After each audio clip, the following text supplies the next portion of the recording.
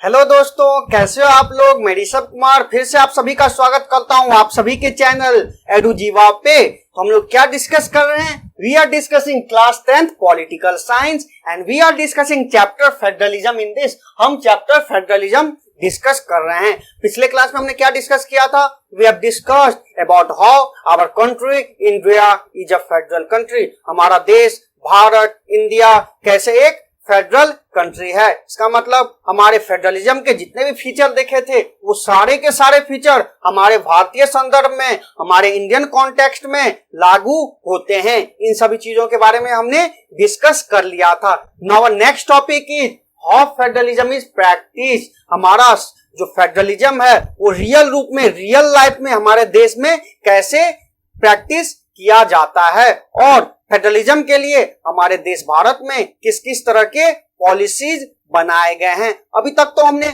बस constitutional provision के बारे में देखा है, लेकिन फेडरलिज्म को सक्सेस होने के लिए बस कॉन्स्टिट्यूशनल प्रोविजन की जरूरत नहीं है, उसके साथ साथ हमारे नेचर ऑफ डेमोक्रेटिक पॉलिटिक्स की भी जरूरत है कि हमारा देश का डेमोक्रेटिक पॉलिटिक्स कैसा है। इसका मतलब हमारे देश की सरकार ने किस किस तरह की पॉलिसी बनाई है, ये भी जरूरी बन जाता है। किसके लिए? To strengthen the federalism. Federalism की मजबूती के लिए, फेडरलिज्म की अच्छे तरीका से काम करने के लिए। तो मेन चीज हमारा होता है क्या? फेडरलिज्म। फेडरलिज्म हम लोग करते हैं क्या है? We respect for diversity. हम लोग जो भी हमारे देश में डाइवर्सिटी है उन सबको हमको रिस्पेक्ट करना है, सबको सारे डाइवर्सिटी को एकोमोडेट करना है और सबको एक साथ मिला के रखना है ताकि देश में एकता रह सके। And the desire for living together, ताकि सब लोग साथ में एक साथ रह सके। तो इन्हीं पे हमारे देश में किन किन तरह की पॉलिसीज बनाई गई है। What are the democratic politics for this case? तो हम देखते हैं कौन कौन से किए गए। They are mainly three way, तीन रास्तों से हमारा देश का इन पॉलिसीज के, फेडरलिज्म के जो पॉलिसीज हैं उनको शेप किया गया। वो कौन कौन से तीन पॉलिसी हैं? One is linguistic state. Linguistic state का मतलब भाषा के आधार पर, यानी लैंग्वेज के आधार पे स्टेट का गठन, the organisation of states on the basis of language. ये हमारा एक तरीका हो गया। दूसरा क्या है हमारा? Language policy. हमारे देश में जो भी भाषाएं बोली जाती है, हमारा ऑफिशियल भाषा क्या होगा, हमारा नेशनल लैंग्वेज क्या होगा, या फिर हम किन किन भाषाओं को ऑफिशियल मानेंगे और कौन कौन सा भाषा हमारा शेड्यूल्ड लैंग्वेज होगा, उनके बारे में हम लोग लैंग्वेज पॉलिसी में स्टडी करेंगे। Then next way is centre state relation. कैसे सेंटर और स्टेट के बीच में जो भी रिलेशन है वो कैसे हमारे फेडरलिज्म को अफेक्ट करते हैं और कैसे हम लोग सेंटर स्टेट के बीच में रिलेशन को बढ़ा करके, उसमें चेंजेस ला करके हम लोग फेडरलिज्म को और ज्यादा मजबूत कर सकते हैं। तो बेसिकली हम इन तीनों वेज के बारे में स्टडी करने जा रहे हैं। इन तीनों में आपको बेसिकली पहला जो दो है, लिंग्विस्टिक स्टेट और लैंग्वेज पॉलिसी, इन दोनों में आपको लैंग्वेज देखने को मिल रहा है। लिंग्विस्टिक का मतलब ये होता है भाषा ही, यानी लैंग्वेज से रिलेशन ही है। लैंग्वेज पॉलिसी मतलब लैंग्वेज से रिलेशन है। तो सबसे पहले हमें जानना पड़ेगा what is the linguistic diversity of India. हमारे देश में भाषा की किस किस तरह की विविधता पाई जाती है, आपको तो पता ही है। भारत बहुत वास्ट कंट्री है, यहाँ बहुत सारे भाषा बोले जाते हैं। यहाँ कितने भाषा बोले जाते हैं? More than 1500 distinct language. जो हमारा सेंसस हुआ था आइदर 201 और 2011 या 1991, कभी भी हमारा जनगणना हुआ था तो वहां लोगों ने लगभग 1500 से ज्यादा भाषा को अपना मदर लैंग्वेज के बारे में बताया।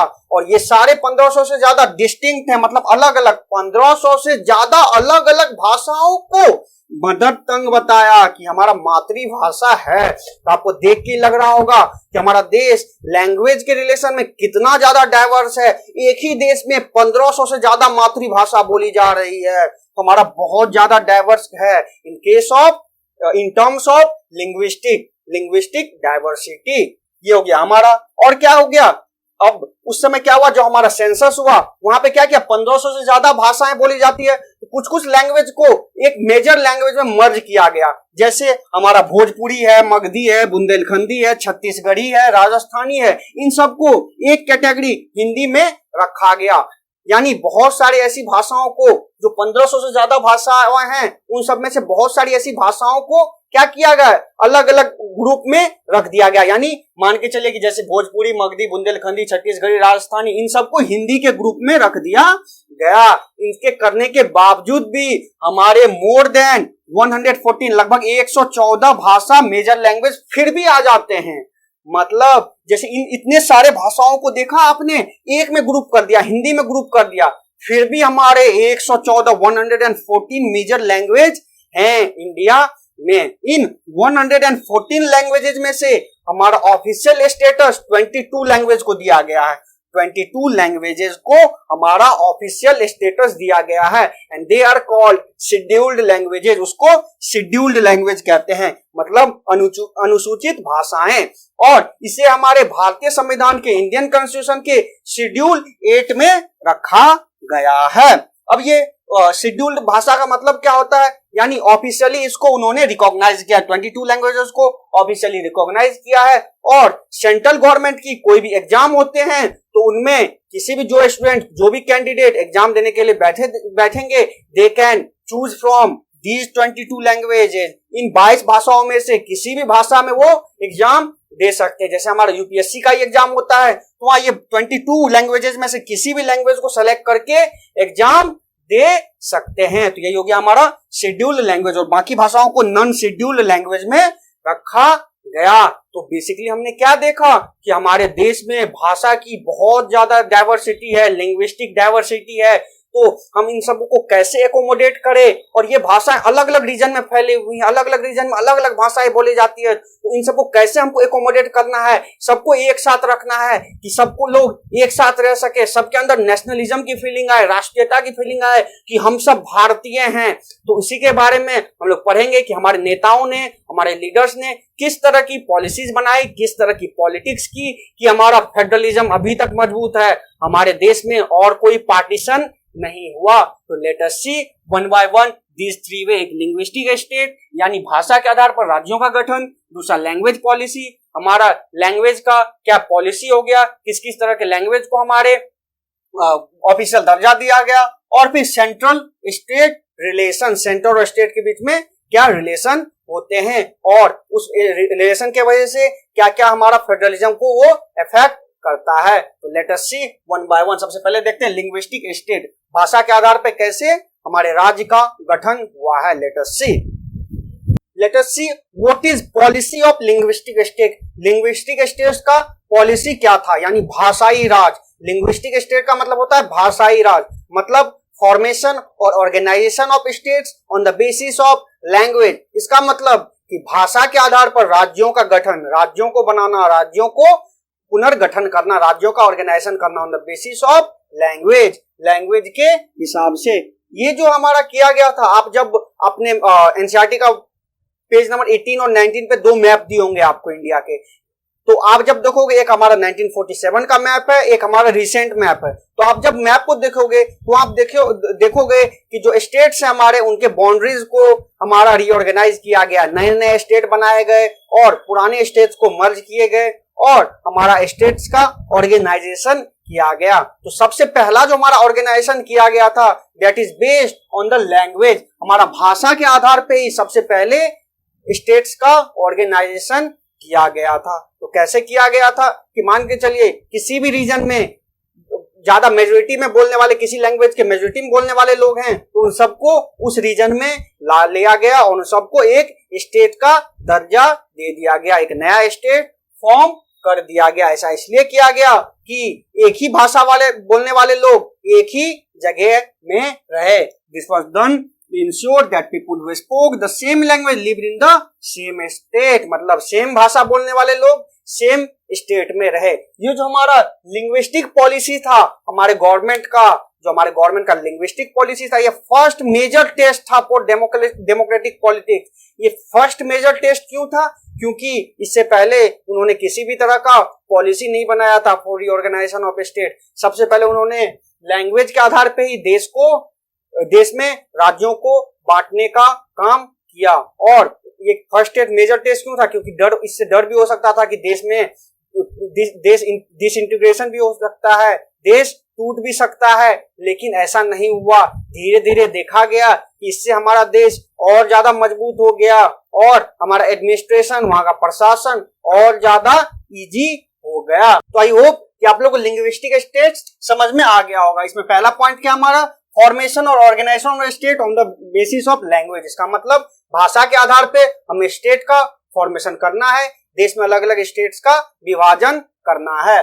दूसरा point is the first and major test for democratic politics in our country. इसका मतलब हमारे देश में जो भी पॉलिटिक्स है, जो भी पॉलिसी है, उसका सबसे पहला मेजर टेस्ट था। क्यों? क्योंकि ये सबसे पहली बार देश को हमारा भाषा के आधार पे बांटा जा रहा था। तो ये पता नहीं था कि क्या होगा, ये भी डर था कि देश में कहीं से विभाजन न हो जाए, देश में डिवीजन न हो जाए, देश फिर से पार्टीशन ना हो जाए। लेकिन हमने क्या देखा, ऐसा कुछ भी नहीं हुआ। देश और ज्यादा मजबूत हो गया, सब और एक साथ रहने लग गए और हमारा एडमिनिस्ट्रेशन और ज्यादा इजी हो गया, प्रशासन शासन चलाना और ज्यादा आसान हो गया। थर्ड पॉइंट, सेकंड पॉइंट क्या, 1947 में बहुत सारे स्टेट्स के हमारे बाउंड्री को रीऑर्गेनाइज कर दिया गया और नए नए स्टेट्स का फॉर्मेशन किया गया। ऐसा क्यों किया गया? This was done to ensure that people who spoke the same language live in the same state. ऐसा इसलिए किया गया कि सेम भाषा बोलने वाले लोग सेम स्टेट में रह सके। आई होप कि आपको ये लिंग्विस्टिक स्टेट समझ में आ गया होगा। Now let's move to next topic, that is language policy. Language policy क्या कहता है, हमारे देश में लैंग्वेज पॉलिसी को लेके किस तरह के कदम उठाए गए। Let's move, now let's see कि हमारे देश इंडिया की लैंग्वेज पॉलिसी क्या रही है अभी तक। तो लैंग्वेज पॉलिसी हमारा देश के लिए सेकेंड मेजर टेस्ट है, second test for Indian federation. पहला क्या था हमारा, लिंग्विस्टिक स्टेट, यानी भाषा के आधार पर राज्यों का पुनर्गठन। और यहाँ हमारा लैंग्वेज पॉलिसी, किस लैंग्वेज को क्या दर्जा मिलना चाहिए। यहाँ क्या किया गया, हमारे संविधान ने किसी भी भाषा को नेशनल लैंग्वेज का दर्जा नहीं दिया, किसी भी लैंग्वेज को। Our constitution did not give status of natural language to any of the language. Hindi जो सबसे ज्यादा मेजोरिटी में बोली जाती है, वो भी कितनी बोली जाती है, अभी के सेंसस के हिसाब से, 2011 के सेंसस के हिसाब से 43.63% की मदर लैंग्वेज है या मदर टंग है क्या, हिंदी। इसलिए हिंदी को भी नेशनल लैंग्वेज का दर्जा नहीं दिया गया, क्योंकि ये 43.63% का ही मदर टंग है। और हमारे और जो भाषाएं थे उनको कैसे रखा गया, हिंदी को हमने नेशनल लैंग्वेज नहीं रखा, लेकिन इसको ऑफिशियल लैंग्वेज का दर्जा दे दिया है। हिंदी को ऑफिशियल, यानी ऑफिशियल वर्क्स में हमारे हिंदी और इंग्लिश, इन दोनों को ऑफिशियल लैंग्वेज का दर्जा दिया गया। और हमारा इंग्लिश जो है, जिसको ऑफिशियल लैंग्वेज का दर्जा ऑफिशियल यूज किया जाता था, उसका यूज 1965 में रुक जाना चाहिए था। The use of English as a official language has to be stopped in 1965, लेकिन ये अभी तक ऑफिशियल लैंग्वेज में यूज किया जा रहा है हमारा इंग्लिश। ऐसा इसलिए क्योंकि हमारा हिंदी, अगर बस हिंदी किया जा रहा था तो इससे बस 43.63% के लोग हैं, तो हमारा बहुत सारे राज्य उसके लिए मूवमेंट करने लगे, आंदोलन करने लगे, उसका ऑपोजिशन करने लगे कि नहीं, हमारे इंग्लिश को ही, आप इंग्लिश को भी हिंदी के साथ ऑफिशियल लैंग्वेज रहने दो। तो अभी तक हमारा हिंदी और इंग्लिश दोनों ऑफिशियल लैंग्वेज में काम आ रहा है, लेकिन हमारा इंग्लिश का प्रयोग 1965 में स्टॉप हो जाना चाहिए था, एज पर कॉन्स्टिट्यूशन, संविधान के हिसाब से। इन भाषाओं के अलावा हमारा शेड्यूल्ड लैंग्वेज का प्रावधान दिया गया, प्रोविजन दिया गया है, जिसमें कि हमारे हिंदी और उसके साथ साथ 21 अदर लैंग्वेज, यानी टोटल कितने हो गए हमारे 22 अदर लैंग्वेजेस हैं, जिसको कि इंडियन मतलब भारतीय सरकार ने रिकॉग्नाइज किया। और ये हमारे 8th शेड्यूल, जो हमारे संविधान की 8वीं अनुसूची है, उसमें इसको रखा गया है। और इसका काम क्या, शेड्यूल लैंग्वेज का, जो हमारे सेंट्रल गवर्नमेंट के जो भी एग्जाम होते हैं, उसमें जो कैंडिडेट होता है, जो स्टूडेंट होता है, वो उन 22 लैंग्वेज में से किसी भी लैंग्वेज को ऑप्ट कर सकता है फॉर राइटिंग देयर एग्जाम, अपने एग्जाम में लिखने के लिए। जैसे मैंने आपको पहले भी बता दिया था, लिंग्विस्टिक डाइवर्सिटी में भी इस शेड्यूल्ड लैंग्वेज के बारे में। ये ऐसा क्यों किया गया, ऐसा लैंग्वेज पॉलिसी क्यों किया गया, कि आप इसका एक एक्सपीरियंस ले सकते हो श्रीलंका से। श्रीलंका में क्या किया गया था, हमारा सिन्हाला वालों ने तमिल वालों को डिसरिगार्ड किया तो उसके वजह से बहुत भयंकर परिणाम आ गए। लेकिन हमारे इंडिया में सारे लैंग्वेज को रिस्पेक्ट दिया गया, किसी भी लैंग्वेज को नेशनल लैंग्वेज का दर्जा नहीं दिया गया। तो इससे क्या हुआ, देश में सबके मन में आया कि नहीं, हमारा भाषा भी, हमारा लैंग्वेज को भी रिस्पेक्ट दिया जा रहा है, इसका मतलब वी कैन लिव टुगेदर, हम लोग साथ में रह सकते हैं विथ इंडिया। तो यही इसका जिस्ट है लैंग्वेज पॉलिसी का।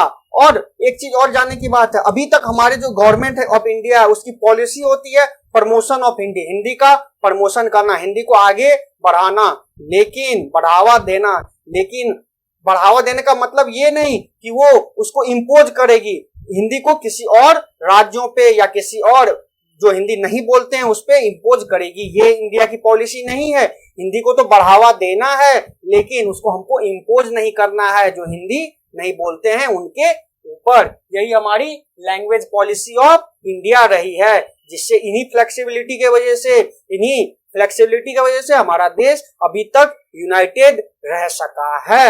जो मैंने आपको बताया था, श्रीलंका वाला अगर होता, अगर हिंदी को ही बस हम दे देते कि हिंदी तुम ही बस नेशनल लैंग्वेज बन जाओ, तो बहुत परिणाम गंदे हो सकते थे, क्योंकि 43% ही है यहाँ पे। इसके अलावा और भी तो बहुत भाषा बोलने वाले हैं, वो लोग प्रोटेस्ट करते और उनसे हो सकता है देश में और भी बहुत सारी चीजें हो सकती थी, लेकिन ऐसा कुछ भी नहीं हुआ हमारे संविधान निर्माताओं के सूझबूझ की वजह से। तो आई होप कि आपको लैंग्वेज पॉलिसी भी अच्छे से समझ में आ गई होगी। Now let's move to next topic, और इसका हमारा लास्ट टॉपिक है, that is centre state relation. Let's see, now let us see कि हमारे देश में सेंटर स्टेट रिलेशन का स्थिति क्या रहा है अभी तक। तो देखिए, हमारा सेंटर स्टेट का रिलेशन, हमारे मेन तो हमारा फेडरलिज्म में क्या है, हमारा सेंटर और स्टेट के बीच में पावर को डिवाइड करना है, पावर को शेयर करना है। तो सेंटर और स्टेट के बीच में रिलेशन क्या है, उसको भी रीस्ट्रक्चर करना, उसको भी सुधारना बहुत